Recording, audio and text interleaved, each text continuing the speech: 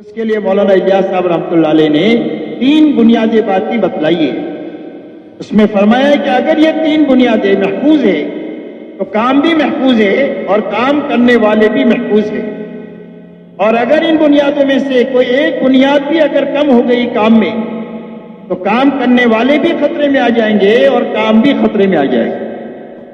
اور یوں فرمایا کہ ان 3 بنیادوں میں سب سے پہلی بنیاد جو ہے وہ مشورہ ہے کہ اس کام کو اپنی منمانی سے نہیں کیا جائے گا بلکہ اس کام کو مشورے کے ساتھ کیا جائے گا.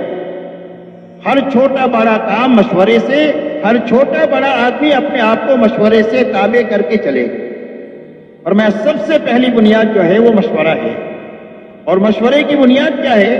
فرمایا مشورے کی بنیاد امانت داری ہے کہ مشورے میں صرف اس بات کو سوچا اور سمجھا جائے گا کہ ہر آدمی کی صلاحیت اللہ کے دین پر کس طریقے سے لگے جس سے اس کی آخرت اچھے سے اچھی بنے اور اللہ کا کلمہ دنیا میں بلند ہو جائے.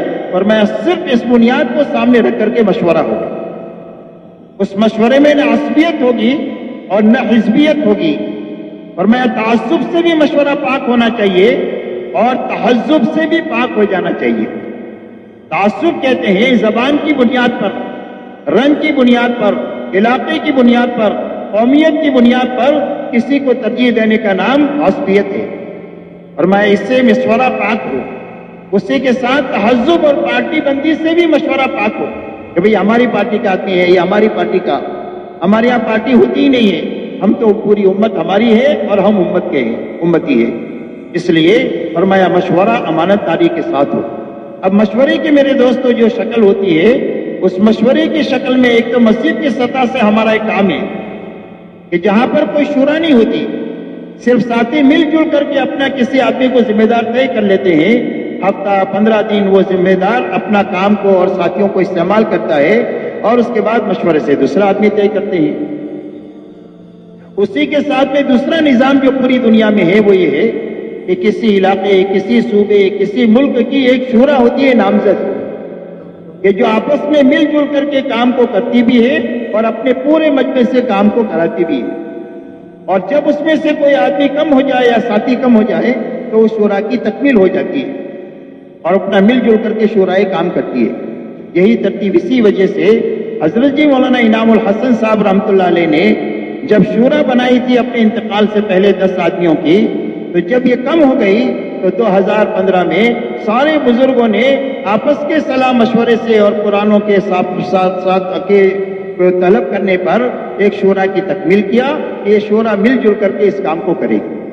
ایسا ہی حال دنیا کے مشوراؤں کا بھی ہے کہ جہاں کہیں بھی شورا کے ساتھی اگر کم ہو جائے تو پھر وہ شورا کی تکمیل ہو کر کے وہ اپنا کام شروع کرتے رہتے ہیں جس طرح پہلے سے ہوتے ہیں. اس لیے فرمایا سب سے پہلے یا اس پہلی بنیاد جو ہے یہ مشورہ ہے کہ ہمارا کام مشورے سے ہوگا. اگر مشورہ ختم ہو گیا یا مشورے کا عروق غلط ہو گیا تو اس کا پہلا اثر یہ ہوگا کہ کام کرنے والا مجمع اس کے اندر کی اجتماعیت متاثر ہو جائے گی.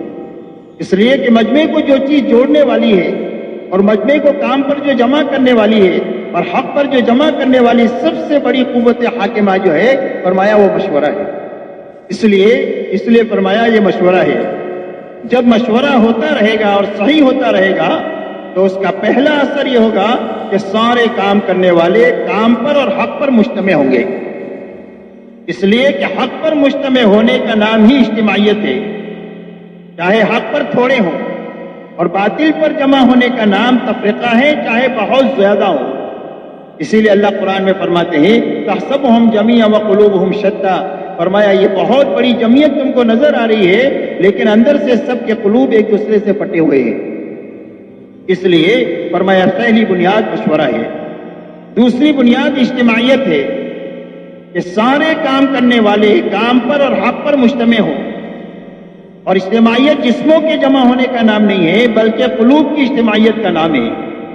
اسی لیے ایک مرتبہ حضرت جی رحمۃ اللہ علیہ نے قرآنوں سے یہ فرمایا کہ ہم میں کیا کوئی بھی یہ دعویٰ نہیں کر سکتا ہے کہ بھئی میں خطا کار نہیں ہوں. حضور صلی اللہ علیہ وسلم فرماتے ہیں کلکم خطاؤن، انبیاء معصوم ہیں باقی سارے خطا کار ہیں اور صحابہ محفوظ ہیں. باقی تو ہر آدمی میں غلطی ہے، کسی میں زیادہ ہے، کسی میں کم ہے، کسی میں بڑی ہے، کسی میں چھوٹی ہے. تو فرمایا ہم میں کا کوئی بھی آدمی یہ دعویٰ نہیں کر سکتا ہے کہ میں خطا کار نہیں ہوں، لیکن یوں فرمایا اگر ہمارے قلوب مجتمع ہوں گے اور ایک دوسرے کے لیے خیر خواہی کا جذبہ ہوگا، ایک دوسرے کے لیے محبت ہوگی، ایک دوسرے کو کام میں آگے بڑھانے کا جذبہ ہوگا، مشقت کے کاموں میں اپنے آپ کو آگے بڑھانا، راحت کے کاموں میں ساتھیوں کا استعمال ہوگا، تو اللہ تعالیٰ ان غلطیوں کے باوجود اور خطاؤں کے باوجود اللہ ہم سے کام لیتے رہیں گے اور ہمارے عیوب پر پردہ ڈالتے رہیں گے.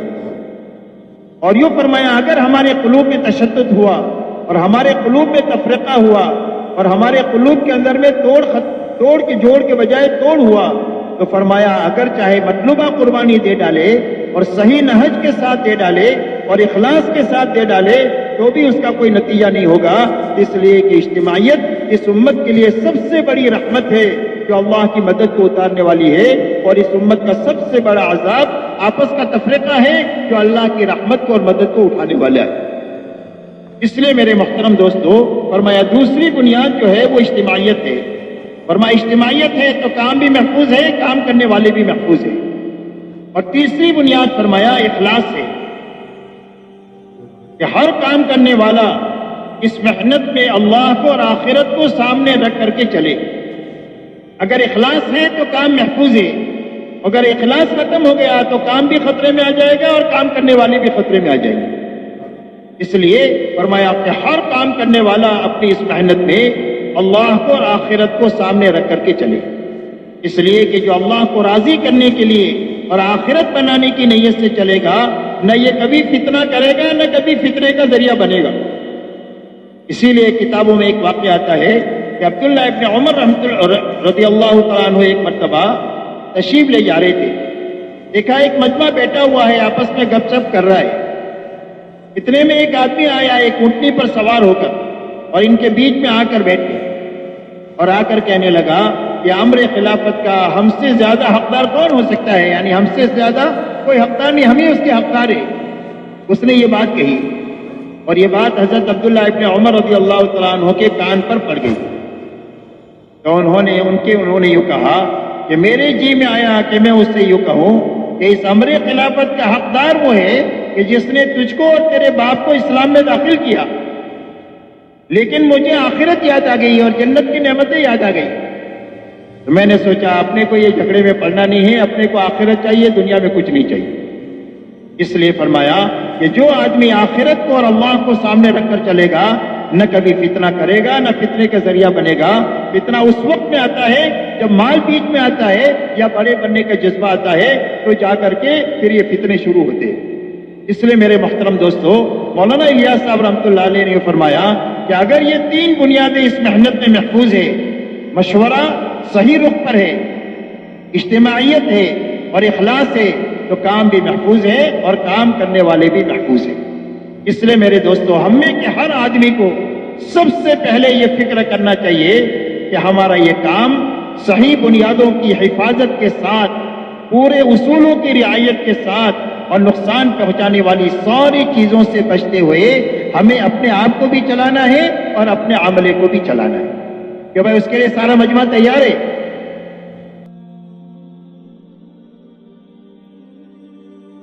جو کچھ سنا اللہ پاک اس پر عمل کرنے والا اور ساری کی ساری انسانیت تک پہنچانے والا بنائے. دین کی بات پھیلانا صدقہ جاریہ ہے. مزید ہماری ویڈیوز کو دیکھنے کے لیے ہمارے چینل دعوت تبلیغ کو سبسکرائب کریں.